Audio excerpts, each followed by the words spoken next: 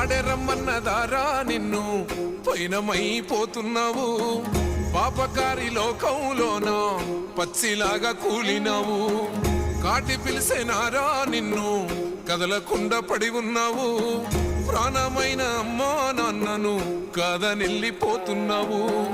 కన్న పేగు కన్నీరయ్యి కుమిలిపోయరా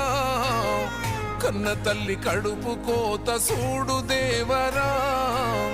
కొరివి పెట్టే కొడుకు నేడు స్థితికి సేరరా